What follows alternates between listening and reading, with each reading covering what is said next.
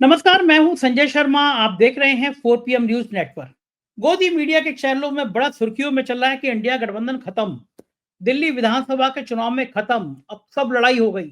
हालांकि बात अगर दूर से देखेंगे तो एक नजरिया दिखता भी है, क्योंकि इंडिया गठबंधन के जितने घटक दल हैं मुख्य बड़े बड़े, उन सब ने कांग्रेस के मुकाबले केजरीवाल को समर्थन दे दिया है। चाहे वो अखिलेश यादव हो, चाहे ममता दीदी हो या शिवसेना, सबने कहा कि केजरीवाल इंडिया गठबंधन के नेता हैं, उनको हम समर्थन कर रहे हैं।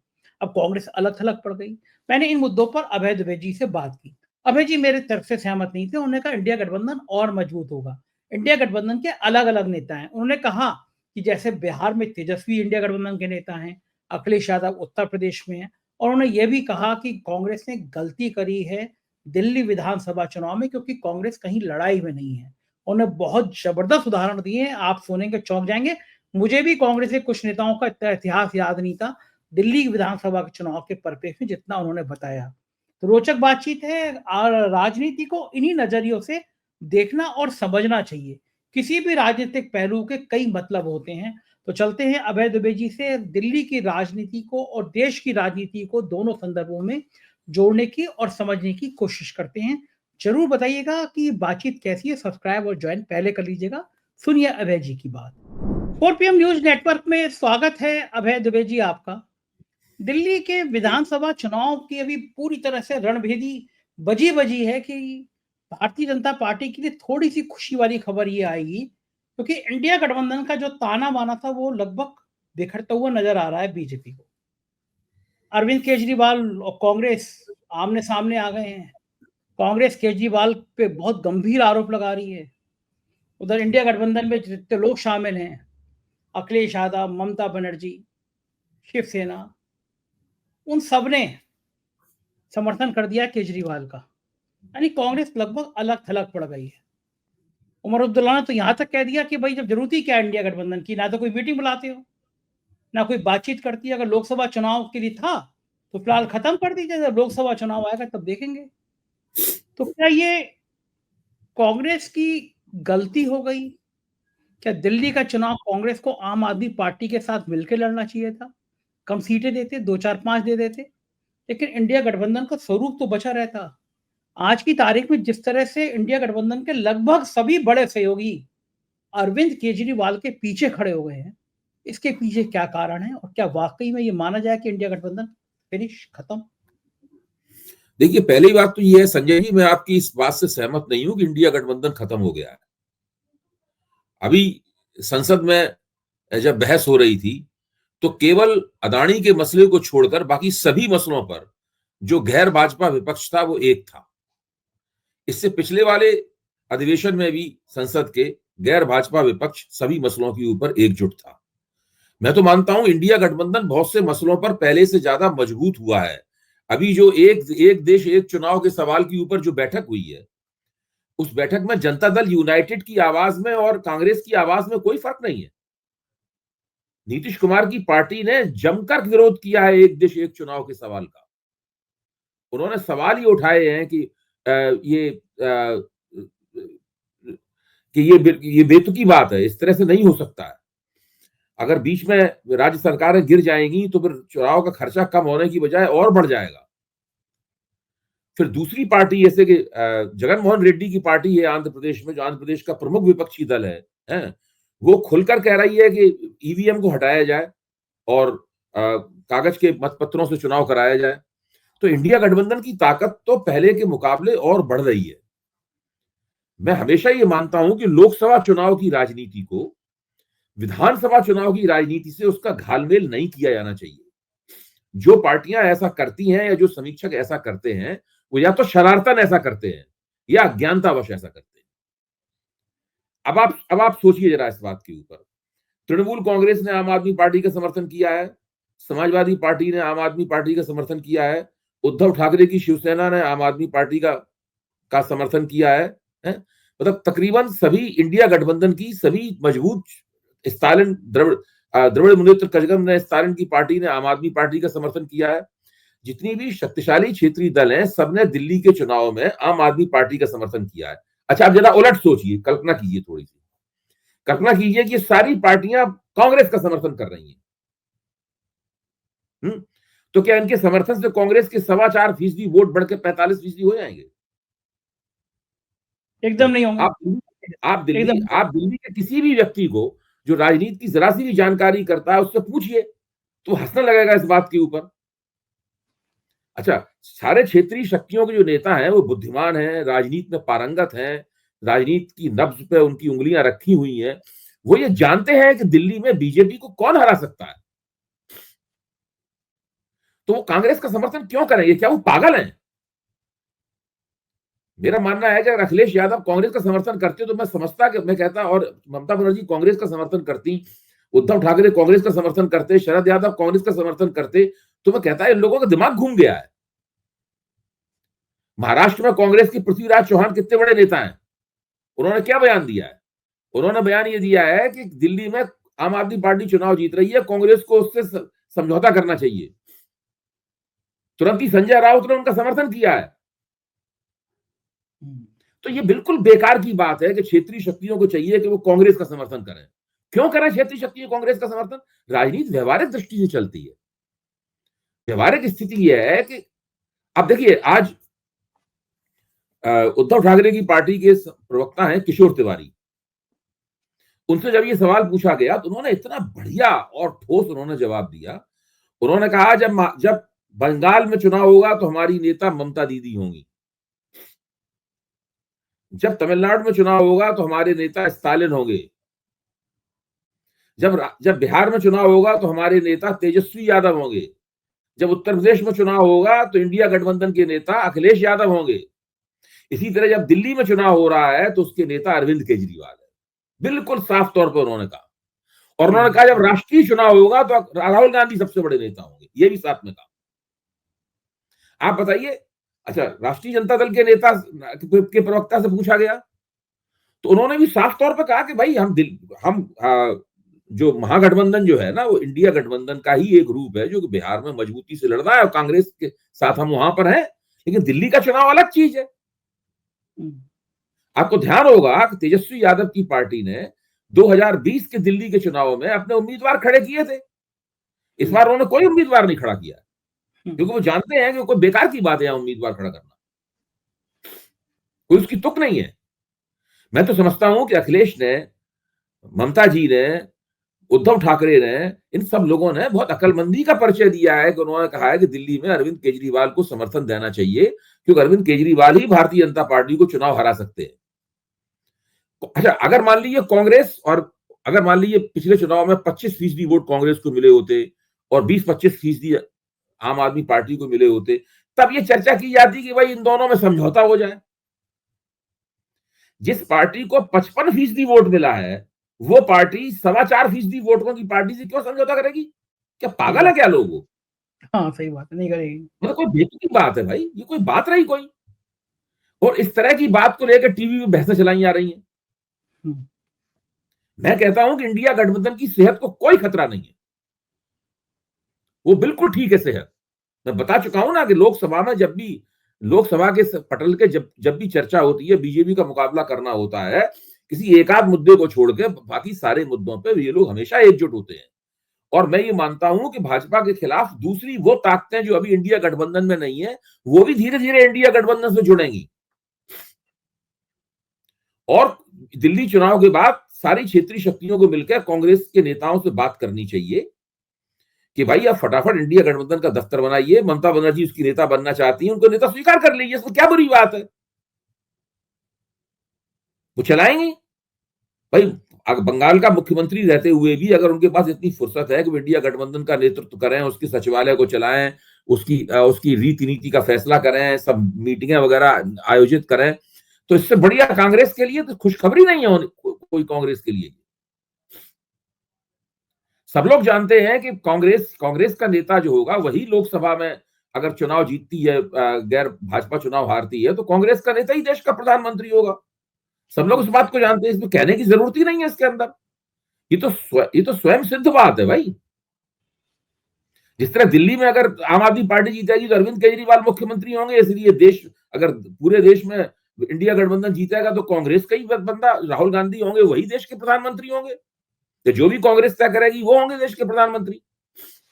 अब इसके ऊपर चर्चाएं चलाई जा रही हैं, इसके ऊपर बहसें हो रही हैं, इसके ऊपर तरह तरह के तर्क ईजाद किए जा रहे हैं। इसमें कोई रॉकेट साइंस नहीं है विपक्ष की इस राजनीति में। अच्छा, विपक्ष की राजनीति बिल्कुल स्पष्ट है, और आज मैंने कई क्षेत्रीय शक्तियों के प्रवक्ताओं को बोलते हुए सुना और मुझे देख के बहुत अच्छा लगा कि कितना उनका दिमाग स्पष्ट है इसमें। समाजवादी पार्टी के प्रवक्ता को, टीएमसी के प्रवक्ता को, उद्धव ठाकरे की शिवसेना के प्रवक्ता को, राष्ट्रीय जनता दल के प्रवक्ता को, आम आदमी पार्टी के प्रवक्ता को, सबको मैंने बोलते हुए सुना। सब लोग एक मत हैं, they are on the same page, कोई उनके बीच में मतभेद नहीं है। और सब साफ कह रहे हैं कि जब राष्ट्रीय बात आएगी तो कांग्रेस का महत्व बढ़ जाएगा। आम आदमी पार्टी के प्रवक्ताओं को यह अफसोस था कि भाई ये लोग हमें गाली दे रहे हैं और कांग्रेस का केंद्रीय नेतृत्व चुप बैठा हुआ। और बात सही भी है भाई, आप आम आदमी पार्टी के खिलाफ चुनाव लड़िए, गाली क्यों दे रहे हैं? उनको छोटा संघी कह रहे हैं छोटा संघी है। हाँ, आप एक बात बताइए, समाजवादी पार्टी ने हरियाणा चुनाव में किसका समर्थन किया था? कांग्रेस का समर्थन किया था।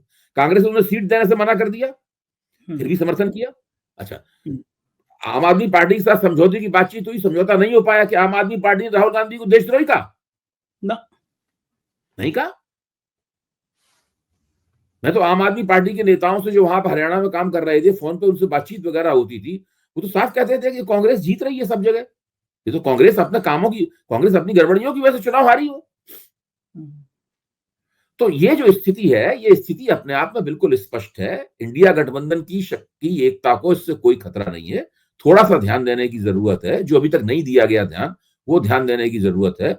और क्षेत्रीय शक्तियां अपने अपने इलाके में मजबूत हैं, वो भाजपा से का मुकाबला कर सकती हैं, उनको हरा सकती हैं भाजपा को। और इस बात को सबको मालूम। क्या कांग्रेस को, क्या आप समझते हैं कांग्रेसी मानते हैं कि वो चुनाव जीत जाएंगे दिल्ली में? कोई नहीं मानता है। कोई क्या संदीप दीक्षित मानते हैं कि अरविंद केजरीवाल को चुनाव हरा देंगे? क्या अलका लांबा मानती हैं कि वो आतिशी को चुनाव हरा देंगी? नहीं हरा पाएंगे। अब आप सुनिए, अलका लांबा ने 2015 में चांदनी चौक से आम आदमी पार्टी के टिकट पर चुनाव लड़ा। उनको 50% वोट मिले, अलका लांबा को। चांदनी चौक में कांग्रेस के एक बड़े ही लोकप्रिय नेता थे, प्रहलाद सिंह सहानी, जो लगातार हर चुनाव जीतते थे, बहुत ही लोकप्रिय हैं उस इलाके में। उनके वोट घट के 24% रह गए। 24% वोट मिले बीजेपी के कैंडिडेट को, और अलका लांबा को 50% वोट मिले, वो ठप्पे के साथ जीती। फिर उन्होंने आम आदमी पार्टी छोड़ दी। 2020 का चुनाव अलका लांबा ने फिर कांग्रेस के टिकट से वहां से लड़ा, चांदनी चौक से, और प्रहलाद सिंह सोनी ने आम आदमी पार्टी ज्वाइन कर ली, उन्होंने आम आदमी पार्टी के टिकट से चुनाव लड़ा। अब आप सोचिए क्या रहा होगा परिणाम। अलका लांबा को कितने वोट मिले होंगे बताइए, अंदाज लगाइए कितने वोट मिले होंगे अलका लांबा को? याद याद नहीं, अंदाज लगाइए क्या होगा, क्या हुआ होगा, अंदाज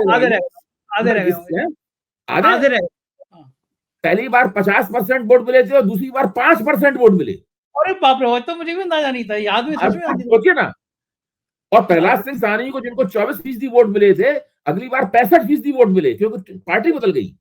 अरे बाप रे, आप ये सोचिए ना, दिल्ली क्या है, दिल्ली विधानसभा का चुनाव क्या है, क्या जादू है वैसे केजरीवाल के अंदर कुछ। अरे आप इस बात को सोचिए ना कि ये लोग कांग्रेसी क्या क्लेम कर रहे हैं, क्या दावा कर रहे हैं कांग्रेसी।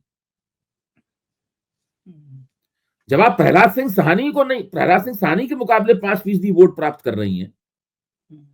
अच्छा, एक और बंदा है जो कि आम आदमी पार्टी की सरकार में मंत्री भी था, नाम याद आया उनको, आपको उनका? कौन? कपिल मिश्रा। हाँ, अरे जिन्होंने वो ऐतिहासिक भाषण दिया था मोदी जी का विधानसभा में, कितना चरित्र हनन किया था मोदी जी का। उसके बाद जब आम आदमी पार्टी के खिलाफ हुए तो कहा कि मैं अरविंद केजरीवाल का कॉलर पकड़ के खींचते हुए ले जाऊंगा और जेल में डाल के आऊंगा, ये सब बोले थे वो है। उसके बाद वो 2020 में जम के चुनाव में खड़े हुए हैं, उनकी दुर्गति हो गई चुनाव में कपिल मिश्रा की। अच्छा, उसके बाद में अब आज इस चुनाव में तो कपिल मिश्रा का नाम ही नहीं कोई ले रहा है। हाँ, गायब हो गए, वो तो आदमी गायब हो गए। वो पता नहीं वो बीजेपी के उपाध्यक्ष हैं कि जनरल सेक्रेटरी हैं दिल्ली स्तर के, कुछ नहीं है। बग्गा और कपूर एक दूसरे के टोलर टाइप के काम जैसे गिरिराज सिंह के पास पत्रकार चला जाता है ना हर सवाल में पूछने के लिए, या मुख्तार अब्बास नकवी के पास चला जाता है, कपिल मिश्रा के पास वो भी नहीं जा रहा है कोई पत्रकार। हाँ, वो भी गायब हो गया, बोतल में डिब्बे में डाल के ऊपर ढक्कन लगा दिया गया है ही नहीं कहीं, गायब ही हो गया वो आदमी, गायब हो गए। मतलब मैं कह रहा हूं दिल्ली की राजनीति अलग तरह की राजनीति है, दिल्ली विधानसभा की राजनीति अलग तरह की राजनीति है इसमें। और इस बात को अखिलेश यादव, ममता बनर्जी, स्टालिन, शरद पवार, उद्धव ठाकरे, तेजस्वी यादव सब लोग जानते हैं। ये लोग देश के बड़े मजबूत और अनुभवी नेता हैं। राजनीति की इन्हें जितनी समझ है उतनी हम नहीं बता सकते उन्हें किसका समर्थन करें किसका विरोध करें। वो बिल्कुल ठीक बात है। अगर हम इस प्रकार की बेवकूफी करते हैं तो फिर ये हमारी मूर्खता है। उससे कहा एक दिन वो जो कर रहे हैं वो बिल्कुल सही कर रहे हैं। और देखिए कांग्रेस खड़गे साहब बिल्कुल नहीं बोल रहे, खड़गे साहब की कोई आपने आवाज सुनी इस बीच में? एकदम नहीं। राहुल गांधी तो वियतनाम में है, वो तो हिंदुस्तान में है ही नहीं, वो बिल्कुल नहीं बोल रहे। वियतनाम से भी अपना संदेश दे सकते थे, बयान दे सकते थे। हाँ, वो नहीं बोल रहे क्योंकि वो जानते हैं कि इस वक्त बोलना उनके लिए मुनासिब नहीं है। ये भी रणनीति है। हाँ, खामोश रहना ये ठीक है। अच्छा मुझे बताइए अभय जी, अगर थोड़ा सा कांग्रेस अकल के काम कर लेती, मैं कह रहा हूँ 5 सीटें दे केजरीवाल, 5 तो दे ही देते, हर हालत में दे देते। क्यों देते? मैं कह रहा हूँ 5 तो दे ही देते। आप अगर ये कहते राहुल गांधी तो 5 तो दे ही देते वो। जब तेजस्वी यादव से अभी इंटरव्यू हुआ, हाँ, कि बिहार में आप बिहार में अगर वो नीतीश कुमार आपके साथ आने के लिए तैयार हो जाएगा, तो उन्होंने कहा कि बिहार में हम किसी को कुछ नहीं दे सकते, अगर बिहार में ही हम सीटों का साझा करने लगे तो हम क्या राजनीति करेंगे। हमारे पास अपने घटक हैं इंडिया गठबंधन के, महागठबंधन के, उनके साथ हम करेंगे फैसला। अब बाहर कोई बैठा हुआ है, सरकार चला रहा है कि नहीं चला रहा है, हम उसके बारे में कुछ नहीं कह सकते। मैं कह रही अगर मान लीजिए 5 सीटें देती हो कांग्रेस के पास तो कोई कांग्रेस, देखिए कांग्रेस के साथ समझौता करने या उन्हें 5 या 6 सीटों पे टिकट देने का मतलब ये होगा कि आम आदमी पार्टी अपने आधार को कमजोर करेगी, क्यों कांग्रेस से उसने सारे वोट छीने हैं। अगर कांग्रेस को अपने वोट वापस मिलना शुरू कर जाए, कोई भी पॉलिटिकल लीडर ऐसा नहीं करेगा। अच्छा, वो मुझे अभी अरविंद केजरीवाल का फेस याद आ रहा है। मैं इंटरव्यू कर रहा था, वो 5-6 नेता सब बैठे हुए थे, तो मैंने अरविंद केजरीवाल से कहा कि आप कांग्रेस को इसलिए नहीं करना चाहते थे, कांग्रेस आपका वोट बैंक ना ले। तो केजरीवाल तो बहुत तेज नेता है ना, बोले वोट बैंक, कांग्रेस का वोट बैंक। उनका स्टाइल यही था। अभय जी उन्होंने हाथ क्यों किया, वो इंटरव्यू देखेंगे आप, कांग्रेस का वोट बैंक दिल्ली में। मतलब अरविंद केजरीवाल का भाव ये था कि कांग्रेस का वोट बैंक है ही कहां दिल्ली में जो कांग्रेस अब ले लेगी। तो ये भी बड़ी मुसीबत है। आप देखिए कि 12-13 साल पहले कांग्रेस को दिल्ली में वोट मिलते थे विधानसभा चुनाव में। हाँ, 12-13 साल पहले मिलते थे वोट ना है? अब कब तक कांग्रेस कहती रहेगी वो हमारा वोट है, हमारा वोट है। सही बात है। अब स्वतंत्र पार्टी ने जब पहली बार चुनाव लड़ा था तो उसको कई राज्यों में बड़े अच्छे वोट मिले थे। अब आप स्वतंत्र पार्टी के नेता ये करेंगे साहब कि फलानी जगह गुजरात में, वहां पे आंध्र प्रदेश में, और वहां पे हमें वोट अच्छे मिले थे, तो हमें राजस्थान में हमें बड़े अच्छे वोट मिले थे, तो हमारा वोट बैंक है वो। ऐसा थोड़ा ना होता है। हाँ, बिल्कुल सही बात। एक सज्जन मुझसे बहस कर रहे थे कि वो आम आदमी पार्टी, वो तो बीजेपी की बी टीम है। तो मैंने उनको ये लॉजिक दिया कि दिल्ली नगर निगम, मैं कहा दिल्ली नगर निगम में, दिल्ली नगर परिषद में कब से वो बीजेपी का कब्जा था? भाई छीना तो आम आदमी पार्टी है ना उससे। आप बताइए कि दिल्ली में जो लोग ये कहते हैं वो तो बेकार की बात है। दिल्ली में बीजेपी को कौन हरा रहा है चुनाव? केजरीवाल। बीजेपी किन के नेताओं को जेलों में डाल रही है? केजरीवाल की किनके ऊपर मुकदमे चला रही है, जमानतें नहीं होने दे रही है, भ्रष्ट का आरोप लगा रही है, और फिर भी वो आम आदमी पार्टी बीजेपी की बी टीम है। सही बात है, बिल्कुल सही बात है, सहमत हूं। मतलब आम आदमी पार्टी दिल्ली छोड़ के चली जाए और कांग्रेस से कहे कि आप लड़िए, हम आपको समर्थन देते हैं, हम जा रहे हैं दिल्ली छोड़ के, हाँ, संन्यास तब ले लेंगे। तो बीजेपी विरोधी होगी। मतलब इस तरह की बकवास जो होती है ना, इस ऐसी बकवास को तो एक कान से सुन के ये जवाब देने काबिल भी नहीं है। असल में केजरीवाल भी, मतलब मैंने तुमसे पूछा था कि शुरू में वो इतने डैशिंग थे ना, मुझे याद आ रहा है कि वो सुधीर चौधरी वाला चैनल आज तक, वो फालतू की खबरें चला रहा था उनके खिलाफ लगातार। तो कोई भी नेता आमतौर पे मीडिया से भिड़ता नहीं है। अब वो इनकी बात तो सुनी नहीं जा रही थी, इन्होंने सारे अखबारों में एक फुल पेज का विज्ञापन आज तक के खिलाफ दिया। ये मेरे ख्याल से भारतीय इतिहास में पहली बार होगा कि किसी मुख्यमंत्री ने किसी चैनल के खिलाफ फुल पेज विज्ञापन दिया हो कि इनके झूठ के कारनामे। उसके बाद आज तक एकदम बैकफुट पे आ गया, चुप हो गया, बोला नहीं। अब ये कांग्रेस के नेता जो हैं, ये कहते हैं कि हम इस राहुल कंवल का बायकॉट करेंगे। इन्होंने राहुल गांधी के खिलाफ टिप्पणी करी है और बड़े से बड़े दिग्गज नेता वही राहुल कंवल से बात करते हुए नजर आते हैं। प्रमोद कृष्णन को जन्मदिन की बधाई देते हैं, जो दिन रात राहुल गांधी को गिराए रहते हैं। ये कांग्रेस के अंदर ये जो बड़ापन दिखने की कोशिश है, मैं देखता हूँ कई नेता ऐसे हैं जो सुधीर चौधरी को घर पे बुलाते हैं, फोटो खिंचाते हैं, लंच करते हैं। राहुल ये एक तरह के अच्छा भी है, मैं मान सकता हूँ डेमोक्रेटिक। अजय माकन कोई चुनाव जीत सकते हैं दिल्ली में? ना, नहीं जीत सकते, दावा नहीं जीत सकते। अच्छा, अब आप भाजपा के जो प्रदेश अध्यक्ष हैं वीरेंद्र सचदेव हैं, वो अपने मोहल्ले का चुनाव नहीं जीत सकते। और वो जानते हैं इस बात को, इसलिए वो खुद ही चुनाव की रेस से बाहर हो गए। उन्होंने कह दिया भाई हम विधानसभा का चुनाव नहीं लड़ेंगे। हाँ, अच्छा, सही बात है। हमारे केजरीवाल के खिलाफ भाजपा ने उतारा है प्रवेश वर्मा को।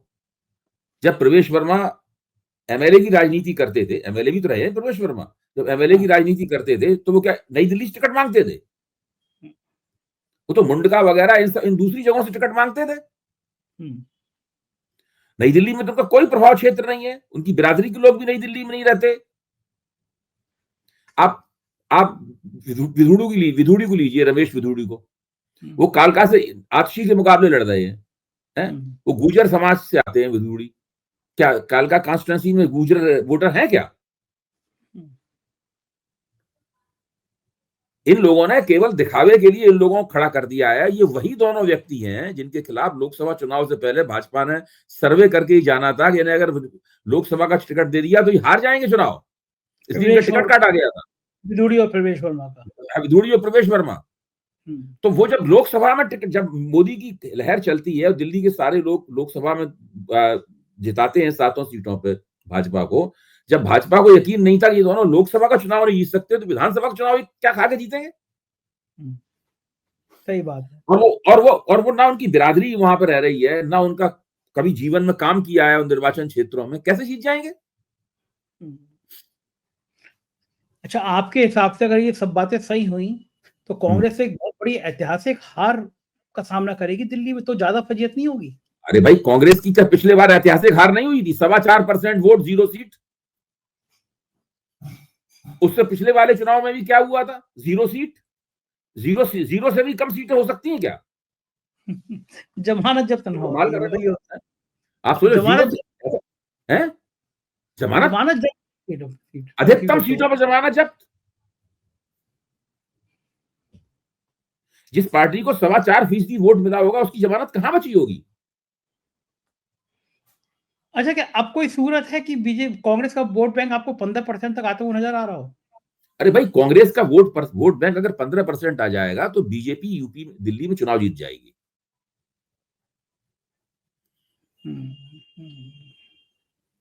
कांग्रेस को लगता है कि अखबारों में दिल्ली की विभिन्न निर्वाचन क्षेत्रों में पिछले 2 चुनावों में क्या हुआ है उसके आंकड़े प्रकाशित हो रहे हैं।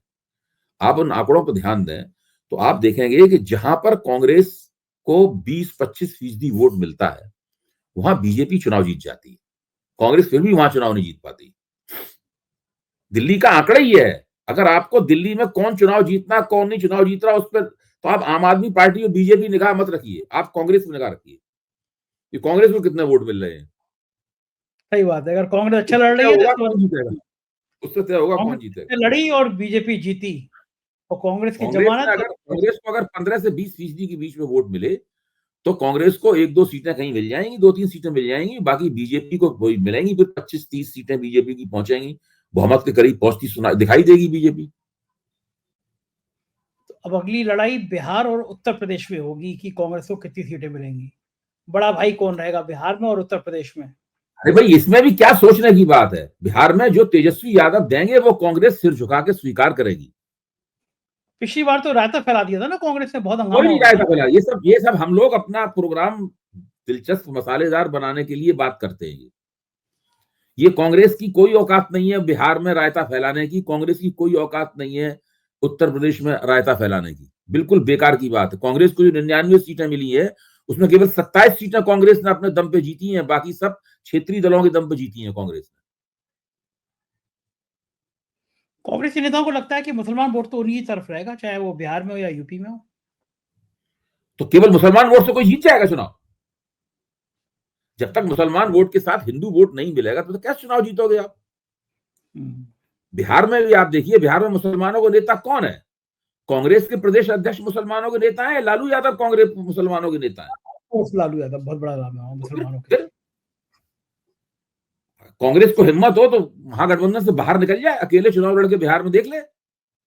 हाँ, बिहार और यूपी दोनों जगह नहीं लड़ सकती, बात तो सही नहीं, कुछ सब बेकार। देखिए, ये सब बेकार की बातें हैं। हम लोगों को कार्यक्रम करने हैं, अपने टीवी चैनलों को प्रोग्राम करने हैं, तो हम लोग इस प्रकार के प्रोग्राम वो बात बना के पेश करते हैं, लेकिन इसका कोई ये राजनीतिक यथार्थ नहीं है। राजनीतिक यथार्थ पूरी तरीके से स्पष्ट है। कांग्रेस का जहां प्रभाव है वहां कांग्रेस का समर्थन किया जाना चाहिए। राजस्थान में कांग्रेस मुख्य ताकत है, छत्तीसगढ़ में कांग्रेस मुख्य ताकत है, गुजरात में कांग्रेस शक्तिशाली है किसी भी दूसरी पार्टी के मुकाबले। पंजाब में शक्तिशाली थी, अब नहीं रही। दक्षिण भारत में केरल में कांग्रेस पावरफुल है, कर्नाटक में कांग्रेस ही कांग्रेस है, वहां पर कांग्रेस का समर्थन किया जाएगा। और जहां पर दूसरी शक्तियां ताकतवर है वहां कांग्रेस को उनका समर्थन करना पड़ेगा, मन से करो चाहे बेमन से करो। राजनीति की जो मांग है वो पूरी करनी पड़ेगी। अब अतीत में कभी हम राजा थे, उससे थोड़ा ये तर्क देने से काम थोड़ा चलेगा। इतिहास में क्या थे उससे मतलब नहीं, अब क्या हो इतिहास में थे, वो लिखा हुआ है, सब लोग स्वीकार करते हैं। ये कौन मना करता है कि भाई कांग्रेस ने 60 साल से ज्यादा हुकूमत की? कोई इसको इनकार नहीं करता। अब क्षेत्रीय शक्तियां इतनी ताकतवर हैं कि बीजेपी भी नहीं हरा पाती। हाँ, असली तो दर्द यही है। अब ममता बनर्जी लोकसभा में भी उनकी धुनाई करती है, विधानसभा में भी धुनाई करती है। द्रविड़ पार्टी वहां मारती है, वहां पर तमिलनाडु में मारती है उनको।